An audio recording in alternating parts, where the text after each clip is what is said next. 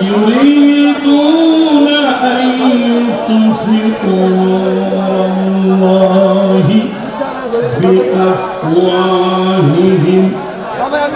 ويأبى الله إلا أن يتم نوره ولو كره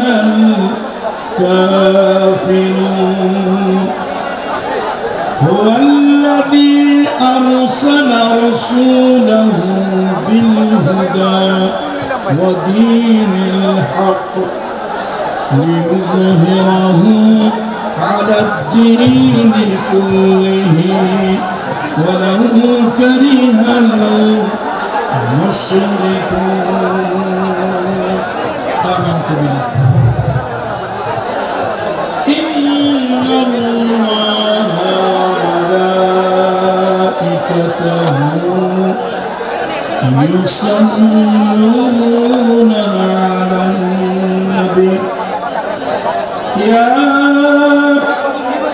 أيها الذين آمنوا صلوا عليه وسلموا تسليما اللهم صل على محمد وعلى آل محمد كما صليت على إبراهيم وعلى آل إبراهيم إنك حميد مجيد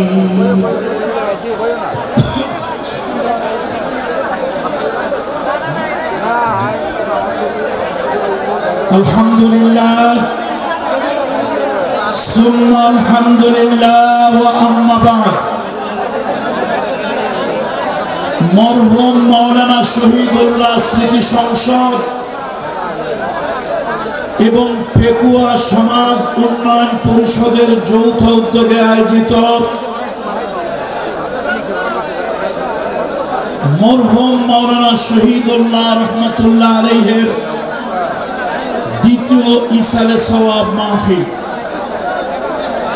এই অষ্টম তাফসীরুল কোরআন মাহফিলের সম্মানিত সভাপতি মহোদয় অধ্যক্ষ মাওলানা বদিউল আলম জিহাদি সাহেব হাফিজাহুল্লাহ এবং অধ্যক্ষ মাওলানা নূর আহমদ আনোয়ারি সাহেব হাফিজাহুল্লাহ আল্লাহ তাআলা তাদের উভয়কে সম্মানিত করুন দীর্ঘ সুস্থ নেক হায়াত দান করুন আজকের এই ঐতিহাসিক তাফসীরুল কোরআন মাহফিলে আমার সামনে বসে থাকা দিনদার ইমানদার পরহেজগার মুসল্লিরা তারুণ্যের উচ্ছ্বাস উদ্দীপনায় ভরপুর অন্যায় এবং অসত্যের বিরুদ্ধে প্রতিবাদী কণ্ঠ ছাত্র বন্ধুরা কিশোর তরুণ যুবকেরা পর্দার আড়ালের সম্মানিতা মা ও বোনেরা আমি সকলের প্রতি সকলের খিদমতে শ্রেণী মোতাবেক শ্রদ্ধা ভালোবাসা ও স্নেহ জ্ঞাপন করছি আসুন আমরা সকলে রব্বে কারিমের দরবারে বিনয়ের সাথে শুকরিয়া আদায় করি সকলে পড়ে নেই আলহামদুলিল্লাহ আপনারা কি আমার কথা শুনতে পাচ্ছেন আমার মনে হয় আমার বাম পাশে স্টেজের ডান পাশে যে সকল বন্ধুরা আছেন আমি আপনাদেরকে অনুরোধ করছি আল্লাহর হস্তে মাহফিলের শান্তি শৃঙ্খলা বজায় রাখার স্বার্থে আপনারা অনুগ্রহপূর্বক একটু শান্ত হয়ে যান প্লিজ মিডিয়ার বন্ধুরা অনেক দূর থেকে এসেছে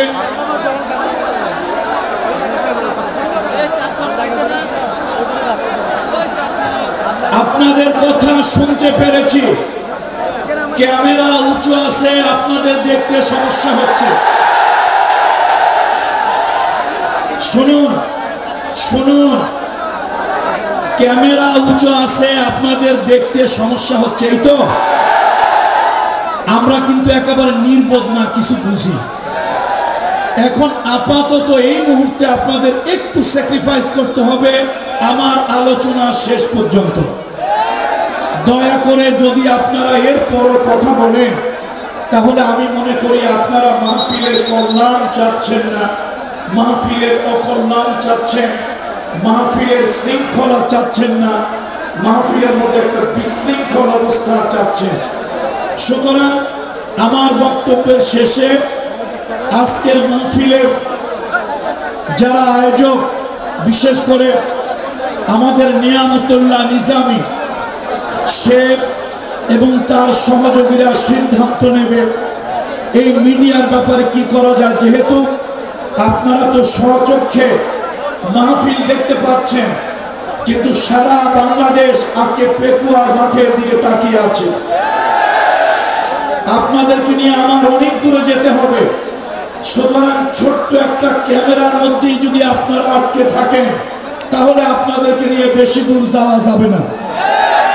শোনেন, এই ক্যামেরা ছিল বলে সচিবালয় হাসিনার প্রেতাত্মারা আগুন দিয়েছে, তা জানতে পেরেছি। এই ক্যামেরা মিডিয়া যদি না থাকতো, তাহলে হাসিনা ইন্ডিয়ায় পালিয়ে গিয়েছে, তার প্রেতাত্মারা সচিবালয়ে বসে বসে নানান ধরনের কুটকৌশল চালাচ্ছে, তা বুঝতে পারতাম না। সুতরাং ক্যামেরা মিডিয়ার প্রয়োজন আছে।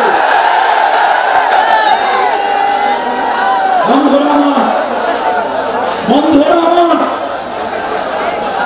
আপনার আল্লাহর রাস্তায় শান্ত হয়ে যান প্লিজ। আজকের মাহফিল, আজকের এই জনসমুদ্র, আমাকে শুনতে পাচ্ছেন আপনারা? আমাকে শুনতে পাচ্ছেন? আমি আপনাদেরকে নিয়ে একটু জিহাদের মাঠে যেতে চাচ্ছি। জিহাদে যাওয়ার জন্য কারা কারা প্রস্তুত? মুজাহিদের হাত তুলে রাখি। লিল্লাহে তাকবীর, লিল্লাহে তাকবীর। কোরআন সুন্নাহর আলো, কোরআন সুন্নাহর আলো। আপনাদেরকে নিয়ে জিহাদের ময়দানে যেতে হবে। সুতরাং আল্লাহর রাস্তায় আপনারা keep silent please, keep silent please. আমি সকলকে অনুরোধ করছি, আল্লাহর রাস্তায় মেহেরবানি করে আপনারা একটু শান্ত থাকুন। জাতির উদ্দেশ্যে আমার কিছু মেসেজ। বন্ধুরা আমার, আমরা 1947 সালে দ্বিজাতি তত্ত্বের ভিত্তিতে স্বাধীনতা লাভ করেছিলাম, কিন্তু আমাদের সেই স্বাধীনতার ভিতরে ষড়যন্ত্র ছিল। ষড়যন্ত্র কেমন?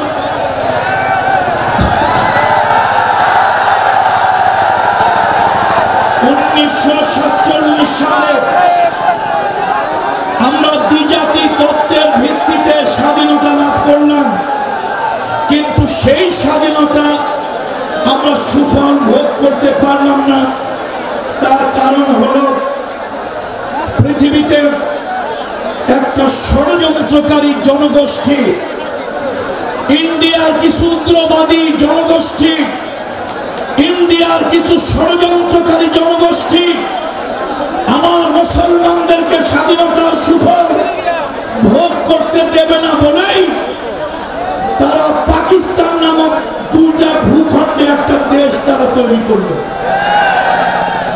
দুইটা ভূখণ্ডের ভিতরে মাঝখানে, দুইটা ভূখণ্ডের মাঝখানে 1000 কিলোমিটারের ব্যবধান। আচ্ছা, আপনারাই বলেন, 1000 কিলোমিটারের ব্যবধান, মাঝখানে মই নাই, চঙ্গ নাই, রাস্তা নাই, করিডোর নাই, কোন ধরনের টানেল নাই, তাহলে এই দুইটা দেশ কি করে একটা দেশ হয়? এটা সম্ভব নয়। এরপরে 1952 সালে আমাদের নিজের ভাষায় কথা বলাকে তারা কেড়ে নেওয়ার চেষ্টা করলো। মাতৃভাষা আল্লাহর দেওয়া নিয়ামতগুলোর অন্যতম শ্রেষ্ঠ একটি নিয়ামত। সেই মাতৃভাষা, মায়ের ভাষায় কথা বলার অধিকার আমরা ফিরে পেলাম। 1952 সালে আমরা রক্ত দিলাম। সেই রক্তের বিনিময় আমরা ভাষার স্বাধীনতা লাভ করলাম। অর্থাৎ আল্লাহ তাআলার মেহেরবানি, রক্তের বিনিময় হলেও আমরা নিজের ভাষায় কথা বলার অধিকার ফিরে পেলাম। 1971 সালে পশ্চিমাদের শোষণ, পশ্চিমাদের শাসন, বঞ্চনা থেকে জাতিকে মুক্ত করার জন্য আমার দেশে একটা মুক্তিযুদ্ধ হলো। সেই যুদ্ধে ভারত অংশগ্রহণ করেছে তার স্বার্থে, কিন্তু এই 1971 সালের মুক্তিযুদ্ধের সকল কৃতিত্ব ভারত নিয়ে যেতে চায় এবং এই দেশের হাজার হাজার কোটি ডলারের সম্পদ যারা মুক্তিযুদ্ধে অংশগ্রহণ করে আমার দেশ থেকে চুরি করে তারা তাদের দেশে নিয়ে গিয়েছে। বন্ধুরা আমার, সেই ভারতের অগ্রাসন থেকে এখনো আমরা মুক্তি পাই না। পাকিস্তানিদের কবল থেকে, পাকিস্তানিদের শোষণ শাসন থেকে আমরা মুক্তি পেয়েছি ঠিক, তবে ভারতীয়দের আধিপত্য, তাদের ষড়যন্ত্র থেকে এখন পর্যন্ত আমরা মুক্ত হতে পারি নাই। আমার দেশের ভিতরে অর্থনৈতিক বৈষম্য, আমার দেশের ভিতরে পানির বৈষম্য, আমার দেশের ভিতরে চাকরির বৈষম্য, আমার দেশের ভিতরে বিডিআরের যে হত্যাকাণ্ড, আমার দেশের সোনার টুকরা আর্মি এবং বিডিআরদেরকে ষড়যন্ত্র করে তারা হত্যা করে আমার দেশের সশস্ত্র বাহিনীকে তারা দুর্বল এবং পঙ্গু বানিয়ে দিতে চেয়েছিল। শুধু তাই নয়, তাদের পক্ষ থেকে ইন্ডিয়া একজন ঘসেটি বেগম দীর্ঘ 15.5 বছর আমার দেশের স্বৈরাচারী শাসক হিসাবে আমাদের মাথার উপর ইন্ডিয়া বসিয়ে রেখেছিল। ইন্ডিয়ার ভালোবাসার মানুষ এদেশ থেকে ধাওয়া খেয়ে মাত্র 45 মিনিটে ইন্ডিয়া পালিয়েছে, কিন্তু তাদের প্রেতাত্মা বাংলাদেশে এখনো রয়ে গেছে। গত 25 তারিখ সচিবালয়, এই যে মিডিয়ার শত শত মিডিয়ার ক্যামেরা, এই মিডিয়ার ভাইদের মাধ্যমে, সোশ্যাল মিডিয়ার মাধ্যমে আমরা দেখতে পারলাম আমার জাতির গুরুত্বপূর্ণ একটা দুর্গ সচিবালয়, যেখানে রাষ্ট্রের গুরুত্বপূর্ণ নথিপত্র থাকে, সেই নথিপত্রগুলো পুড়িয়ে দিয়ে রাষ্ট্রকে ল্যাংড়া খোড়া বানিয়ে দেওয়ার জন্য, রাষ্ট্রের কার্যকে অকার্যকর করে দেওয়ার জন্য একই সাথে তারা 2 জায়গা আগুন দিয়েছে।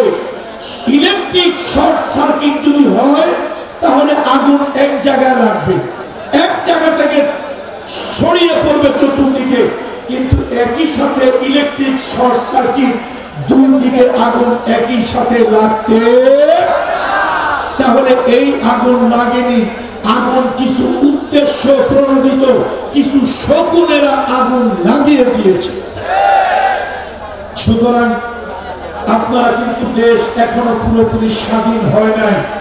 আমার দেশের আর্মি, আমার দেশের র্যাব, আমার দেশের পুলিশ প্রশাসন তারা চেষ্টা করতেছে, কিন্তু আওয়ামী লীগের অথবা সেই স্বৈরাচারী পতিত সরকারের 2-4টা দোসর তো এখনো আছে। ভাইরা আমার, শয়তান যেরকম মরে নাই, শয়তানের ছেলেরাও দুনিয়া থেকে এখনো বিদায় হয় নাই। সুতরাং ষড়যন্ত্র ছিল, ষড়যন্ত্র আছে, ষড়যন্ত্র থাকবে। এই ষড়যন্ত্রের মোকাবেলা করে আমাদেরকে সামনের দিকে এগিয়ে যেতে হবে। বলুন ইনশাআল্লাহ। একটুখানি জিকির করি, লা ইলাহা ইল্লাল্লাহ, লা ইলাহা। এই মানতে পারা আছে, আপনি ইমান দিয়ে তো আলোচনা করতে পারবেন।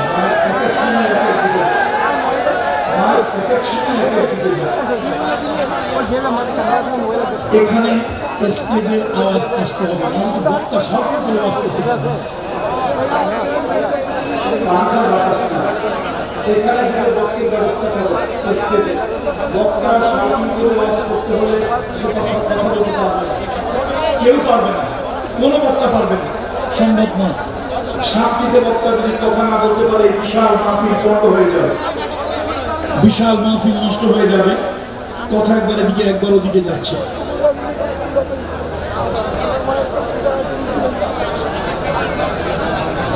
দুটো বক্সের ব্যবস্থা করতে হবে। আজহার সাহেব কথা বলতে পারবেন না, উনি তো আর আমাদের মতো চিল্লায় কথা বলেন না। সুতরাং আজহার সাহেবের আওয়াজ শুনতে হলে সাউন্ড বক্স দুটো স্টেজে দিতেই হবে। জি, আমি মনে করি আজহারি সাহেব আসার আগে মাহফিলের সাউন্ড সিস্টেম ভালো হওয়া দরকার।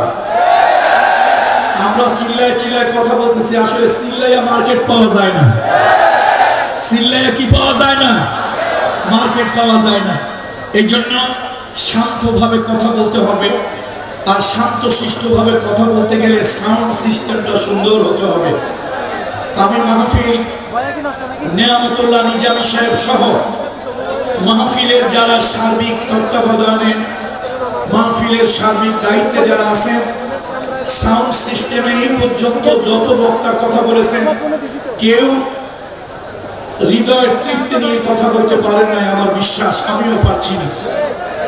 সুতরাং কথা যেন সুন্দর করে বলা যায়, আয়েশ করে বলা যায়, কথা যেন রিল্যাক্স মোডে বলা যায়, সেই ব্যবস্থাটা দয়া করে করুন। প্রয়োজনে আমাকে কোরবানি দিয়ে হলেও করুন, তারপর পরবর্তী বক্তারা যেন কথা শুনতে পারে। কথা ঠিক কিনা বন্ধুরা? কালামুল্লাহ শরীফ থেকে তেলাওয়াত করেছি। আল্লাহ তাআলা কোরআনুল কারীমের ভিতরে ইরশাদ করেছেন, ইউরিদুনা আন ইউতফিউ নূরাল্লাহি বিআফওয়াহিহিম। আল্লাহ তাআলা বলেন, বাতিলেরা, ইসলাম বিদ্বেষী শক্তিরা তাদের মুখের ফুৎকার দিয়ে আল্লাহর দ্বীনকে তারা নিভায় দিতে চায়, আল্লাহর দ্বীনকে তারা দুনিয়া থেকে মিটায় দিতে চায়। ওয়ায়াবাল্লাহু ইল্লা আন ইউতিম্মা নূরাহু। আর আল্লাহ তো কেবল চান তার দ্বীন সারা দুনিয়ায় ছড়িয়ে পড়ুক। আল্লাহ চায় তার দ্বীন সারা দুনিয়ায় বিজয়ী হোক। ওয়ালাউ কারিহাল কাফিরুন। কাফেরদের কাছে যতই অপছন্দ লাগুক। হুয়াল্লাযী আরসালা রাসূলাহু। আল্লাহ তাআলা তিনি তার রাসূলকে প্রেরণ করেছেন বিল হুদা, সত্য হেদায়েত দিয়ে, অদীনিল হক, সত্য ধর্ম সহকারে, লিইউযহিরাহু আলাদ দীনি কুল্লি।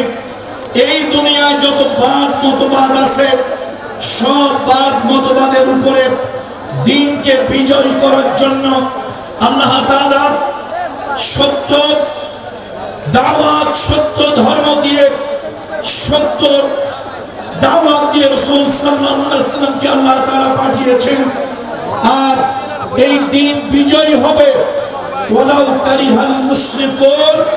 যদিও তা মুশরিকদের কাছে অপছন্দ লাগে। আজকে সারা দুনিয়ায় মুসলিম মিল্লাতের ভিতরে এক নব জাগরণ আসতেছে। আমাদের নতুন জেনারেশন ইসলামের দিকে ঝুঁকে পড়তেছে। এদেশের তাগুত বাতিল শক্তি এটা কোনোভাবেই মেনে নিতে পারছে না। তামাম দুনিয়ার মুসলমানদেরকে, যুব সমাজকে দ্বীন থেকে দূরে রাখার জন্য, দ্বীন থেকে মাহরুম রাখার জন্য, তাদেরকে ইসলাম থেকে অন্য মতাদর্শের দিকে ঝুঁকিয়ে দেওয়ার জন্য তামাম দুনিয়ার বাতিল শক্তিগুলি নানান ধরনের চক্রান্ত, নানান ধরনের ষড়যন্ত্র তারা করতেছে। এই ষড়যন্ত্রের মোকাবেলায়, এই চক্রান্তের মোকাবেলায় আমাদেরকে দ্বীন ইসলামকে বিজয়ী করতেই হবে। কথা ঠিক কিনা বলুন? দ্বীন ইসলামের বিজয় আমরা কারা কারা চাই? আবেগ দিয়ে কি দ্বীন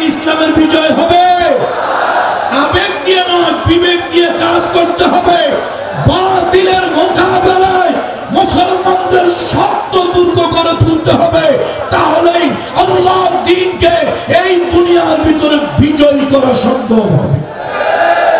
পৃথিবীতে যত মতাদর্শ আছে, পৃথিবীতে যত মতাদর্শ আছে, সব মতাদর্শের উপরে ইসলামকে বিজয় করার জন্যই আল্লাহ তাআলা ইসলামকে পৃথিবীতে পাঠিয়েছেন। আল্লাহ তাআলা ইসলামকে দিয়েছেন দুনিয়ার রাসূলুল্লাহ সাল্লাল্লাহু আলাইহি ওয়াসাল্লামকে দ্বীন ইসলাম দিয়েছেন সকল মতবাদ, সকল মতাদর্শের উপরে বিজয় করার জন্য।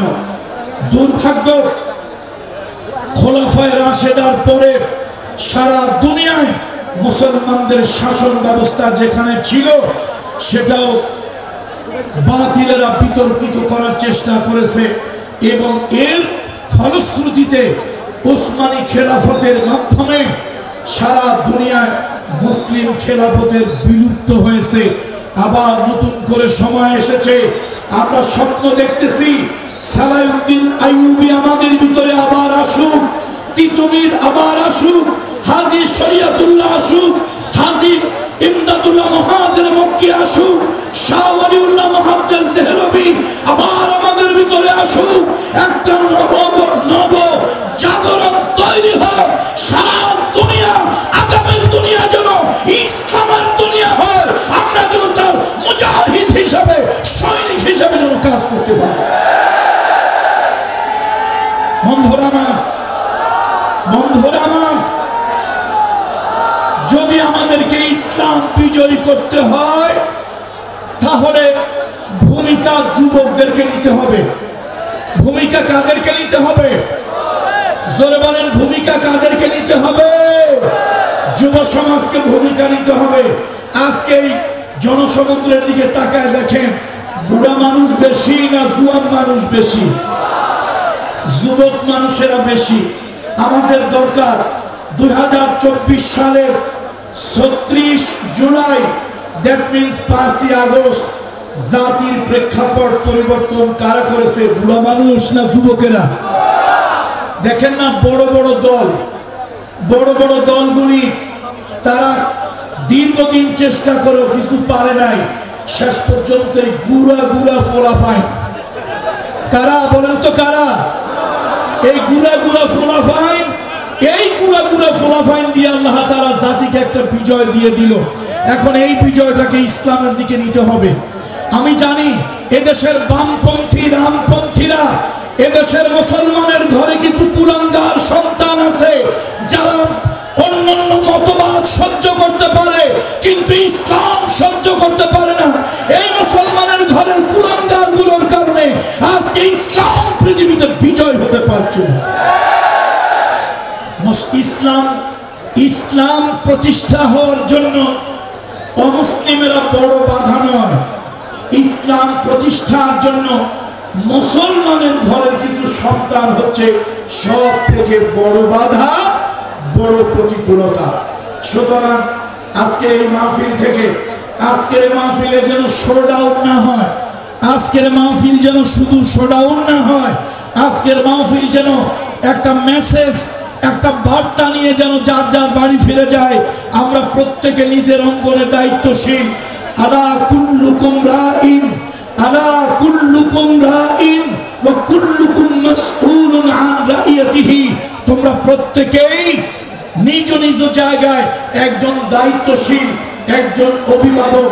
প্রত্যেকের নিজ নিজ জায়গার অভিভাবকত্ব সম্পর্কে আল্লাহ সুবহানাহু ওয়া তাআলা কিয়ামতের আদালতে, আল্লাহর আদালতে, কিয়ামতের ময়দানে আল্লাহ তাআলা জিজ্ঞেস করবে। সুতরাং আজকের মাহফিলে বাংলাদেশের বিভিন্ন জায়গা থেকে, বিভিন্ন প্রান্ত থেকে যেই সকল কিশোর তরুণ যুবক বন্ধুরা আসছেন, যদি দ্বীন কায়েমের সংগ্রাম প্রয়োজন হয়, এদেশের আলেম ওলামারা কোরআনের রাজ কায়েমের জন্য আপনাদেরকে যদি আহ্বান করে, সেই আহ্বানে কারা কারা সাড়া দিতে রাজি আছেন? হাত উঁচু করে দেখা। লিল্লাহে তাকবীর, লিল্লাহে তাকবীর। বন্ধুরা আমার,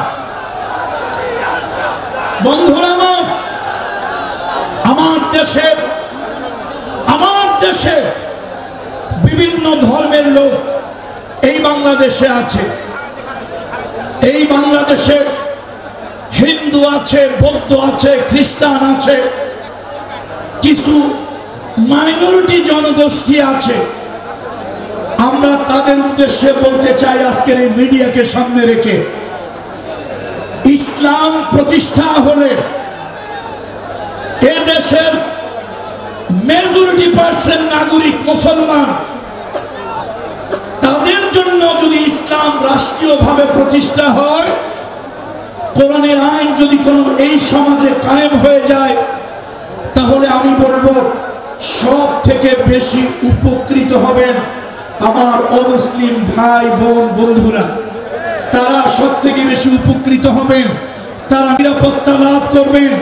এদেশের আলিয়া মাদ্রাসা বলেন, কওমি মাদ্রাসা বলেন, জামাত ইসলামী বলেন, হেফাজতে ইসলামী বলেন, এদেশের সংকটময় সময় অমুসলিমদের নিরাপত্তা দেওয়ার জন্য, অমুসলিম ভাই বোনদের জান মাল ইজ্জতের হেফাজতের জন্য এদেশের ইসলামী দলগুলি, এদেশের আলেম উলামা, এদেশের আলিয়া কওমি মাদ্রাসাগুলি আগে গিয়ে এসেছে। বলুন ঠিক কিনা?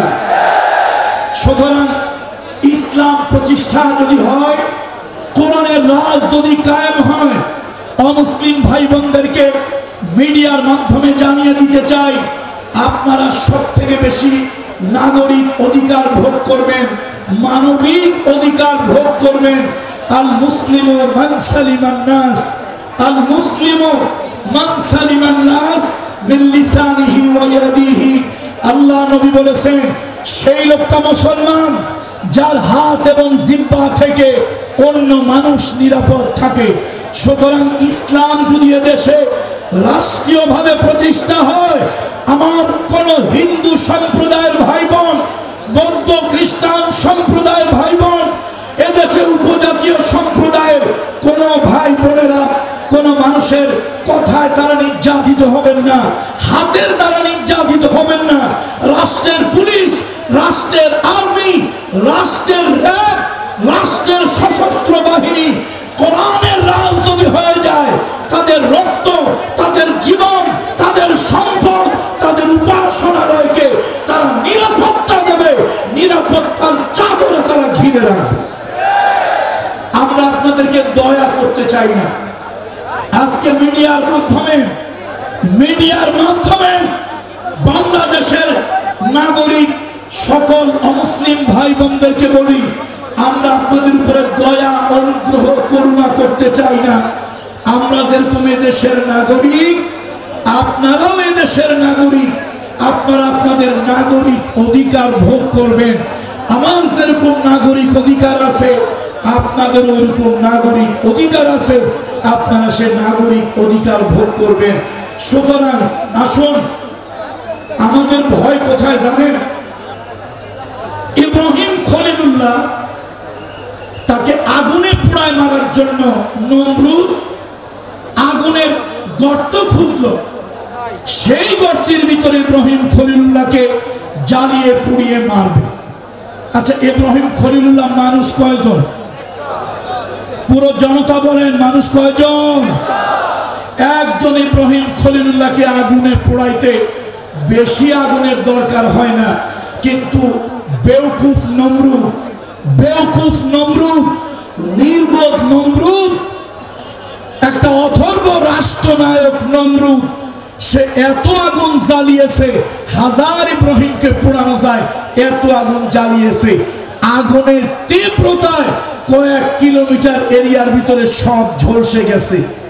আগুন যখন দাউ দাউ করে জ্বলছে, তাফসীরের ভিতরে আসছে কয়েক ক্রোশ এলাকার ভিতরে আগুনের তীব্রতায় যখন প্রবেশ করা যাচ্ছে না, তখন ছোট্ট একটা প্রাণী এসে আগুনে ফু দিতেছে। তার নাম হলো লফিনী, তার নাম হলো কাকলাস, তার নাম হলো কাল্লাস, তার নাম হলো কালিশ। এই কালিশ, এই কাকলাস, এই লফিনী হাজার হাজার মানুষ পোড়ায় মারা যায়। এই তীব্র আগুনে কেউ সে ফু দিয়া আরো তীব্র বানাতে চাচ্ছে। এই লক্ষ জনতার কাছে আমার প্রশ্ন বিবেকের কাছে, আচ্ছা বলেন তো, একটা, 10টা, 1000, 1 লক্ষ, 1 কোটি কালিশ, কাকলাস, লফিনী যদি ফু দেয়, তাহলে আগুনের ছাতার মাথা কিছু টের পাবে?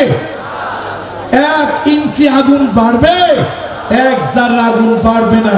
কিন্তু এই লফিনি ফু দিয়েছে নমরুদের পক্ষে, ইব্রাহিম খলিলুল্লাহর বিপক্ষে, আল্লাহর পয়গম্বরের বিপক্ষে, সত্যের বিপক্ষে, আর জালিম স্বৈরাচারী নমরুদের পক্ষে।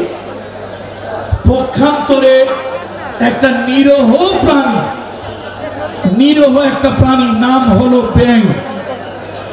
এই ব্যাঙ এসে প্রস্রাব করে দিয়েছিল। আচ্ছা, আপনাদের কাছে আমার প্রশ্ন, একটা ব্যাঙের প্রস্রাব কতটুক ভাই? কয় কেজি, কয় মণ? একটা ব্যাঙের প্রস্রাব জাররা পরিমাণে হবে, সামান্যতম হবে। সেই 1 ফোঁটা প্রস্রাব, 1 জাররা প্রস্রাব ব্যাঙ প্রস্রাব করেছিল এই আশা, এই নিয়াত যে ইব্রাহিম খলিলুল্লাহর জন্য জ্বালানো আগুন নিভে যাক, আগুনের তীব্রতা কমে যাক। হাজার লক্ষ কোটি ব্যাঙ এক জায়গা হয়ে প্রস্রাব করলেও আগুনের কোনো আপনার উপকার হবে না, আগুন নিভবে না।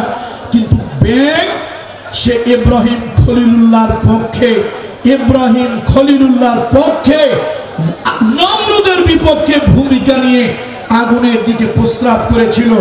আজকে দুঃখ লাগে, মুসলমানের ঘরে বিভিন্ন রাজনৈতিক দলের নামে এরকম কাল্লাসের মতো, কাকলাসের মতো, লফিনির মতো, কালিশের মতো কিছু কুলাঙ্গার সন্তান মুসলমানের ঘরে আছে, যারা ফু দিয়া ইব্রাহিমের আগুন বাড়িয়ে দিতে চায়। জোরে বলুন ঠিক কিনা? সুতরাং দিন কায়েমের কথা যখনই আসে, কোরআনের বিধান কায়েমের কথা যখনই আসে, এর জাতিকে যখন ইসলাম বিজয়ের কথা যখনই আসে, মুসলমানের ঘরের এরকম কুলাঙ্গারেরা, 2-1টা কুলাঙ্গারেরা তখন বাধা হয়ে দাঁড়ায়, তখন তারা প্রতিবন্ধকতা হয়, তারা নানান ধরনের অজুহাত খোঁজে। এই মাঠে আমি বলেছিলাম ইমানদারের হাত কয়টা ভাই? ইমানদারের হাত কয়টা? 2টা, ডান হাত বাম হাত। মুনাফিকের হাত হলো 3টা, ডান হাত বাম হাত। সব কথার মাঝখানে ঢুকায় দেয় 1 হাত, তার নাম অজুহাত। সুতরাং এই সমাজে এই মুনাফিক মার্কা কিছু তথাকথিত নামধারী মুসলমান আছে। দিন প্রতিষ্ঠার কথা হলেই তারা বাম হাত ঢুকায় দেয়, অজুহাত ঢুকায় দেয়, নানান ধরনের কথা বলে। সুতরাং আমি আজকের এই পেকুয়ার মাহফিলের মাধ্যমে আমি বলবো, আবেগ দিয়ে আর কাজ হবে না। এর জাতিকে শান্তি দিতে হলে, চোরের হাত থেকে রক্ষা করতে হলে, ডাকাতের হাত থেকে জাতিকে রক্ষা করতে হলে, এদেশে অর্থ পাচারকারীদের হাত থেকে জাতিকে মুক্ত করতে হলে, হিন্দু, বৌদ্ধ, খ্রিস্টান, মুসলমানদেরকে শান্তি নিরাপত্তা দিতে হলে আল্লাহর কোরআনের আইন, ইসলামের বিধান ছাড়া অন্য আর কোন রাস্তা নাই। বলে ঠিক কিনা? সুতরাং আমরা এই জাতির নিরাপত্তা চাই, শান্তি চাই, কল্যাণ চাই। দেখেন না, চোরেরা পাচার করবি তো কর, লক্ষ কোটি কোটি টাকা বিদেশে এক চোর পাচার করেছে হাজার কোটি টাকা, হাজার কোটি টাকা। কোরআনের শাসন যদি থাকতো, এই চোরেরা কি এত টাকা পাচার করতে পারতো? এত টাকা পাচার করা সম্ভব হতো?